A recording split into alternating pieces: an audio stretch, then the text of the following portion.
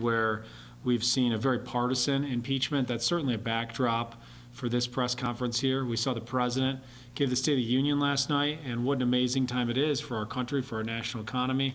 I certainly remind everyone that we did have Dr. Art Laffer in here recently, one of the president's economic advisors, and we have, through the tax cut, through the regulatory relief, incredible growth. We do have an incredible race here that is just heating up. We have now a two-person primary with myself and Claudia Tenney, I believe.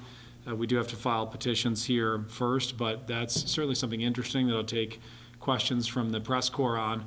But I'm here today especially to talk about my opponent, Anthony Brindisi's new TV ad. Anthony Brindisi, with almost all of the Democrats in the House, voted for these articles of impeachment. Polling is showing from American Action Network that this was a very unpopular decision for Mr. Brindisi. I strongly disagree with his decision. This should be left as an absolute last resort when crimes have been committed, when treason has been committed. He is wanting to remove the president from office. And then in this first TV ad, what are we seeing the backdrop of it? We're seeing $900,000 raised by Congressman Brindisi in the last quarter of last year. A few years ago, these type of numbers were unheard of.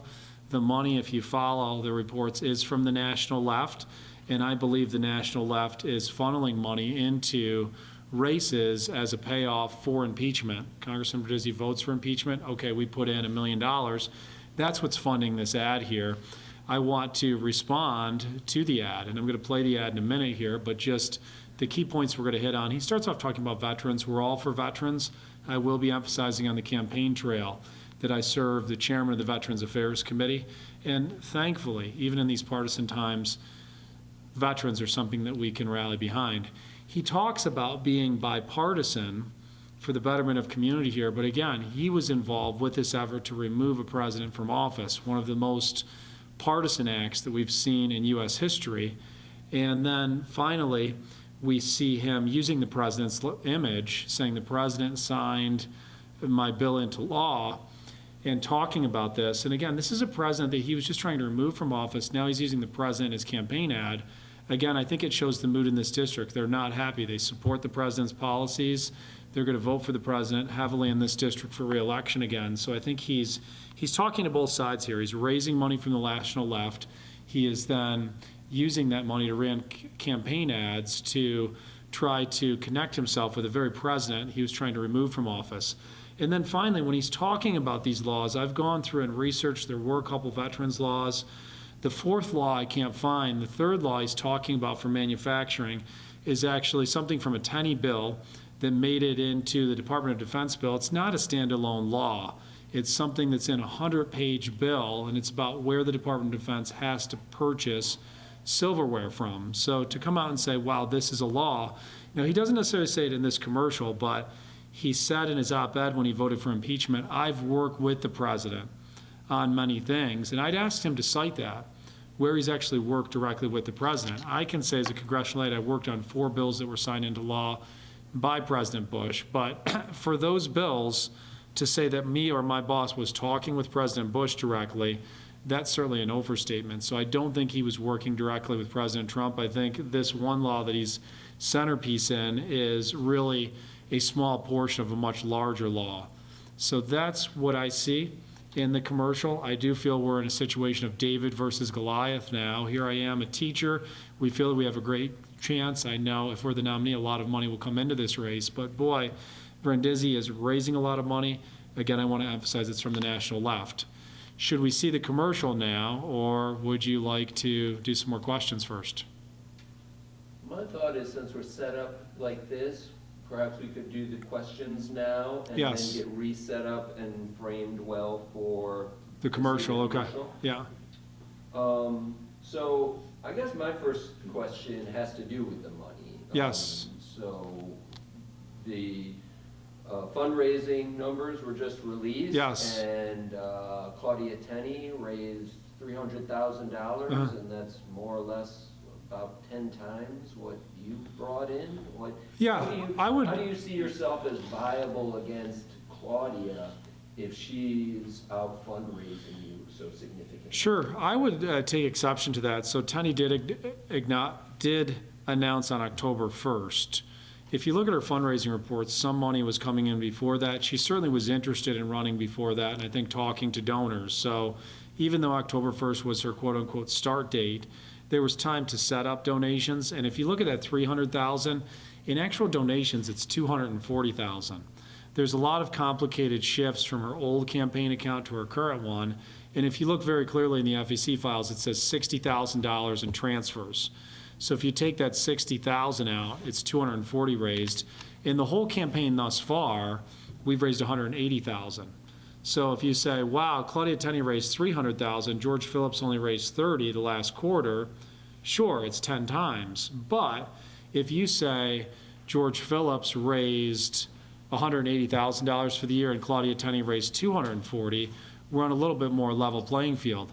The good news about the Republican primary is we have great citizens voting in this, very much activists who are following things very closely, and they're savvy. It's not just the mailers, not just the TV ads, especially for the primary voters. I'd remind people that Richard Hanna outspent Claudia Tenney 10 times, at least, maybe much more, and she almost won that primary. The last primary that I was involved with, Steve Wells outspent me badly. I had to flip about 900 votes to beat Steve Wells, about 1,500 to beat Claudia Tenney. I think with Tenney, our main message is, one, do you want a fresh face? We put all this effort behind her last time. She could not beat Brindisi. I know some around here are saying, George, you're not necessarily a fresh face, but against Brindisi in most of this district, I am. Tenney's been through so many tough races here. Her negatives are just too high to win, so I'm the best candidate to take on Brindisi. I'm also challenging her record, and I will continue to do this at press conferences, but the average voter thinks Claudia Tenney's conservative. She actually was ranked as an F rating, 63% career with the American Conservative Union. She supported transgender military surgeries, a climate change study for the Department of Defense, opposed the president on block grant welfare reform, and voted for a budget that raised the deficit by $800 billion. She was given a 39% rating with the fiscal conservative group Club for Growth, one of the lowest in the entire Congress. So we have a lot of things to challenge Claudia Tenney on. We are confident that the mood on the ground is one, we want a fresh face, and we're confident we're going to be successful in this primary.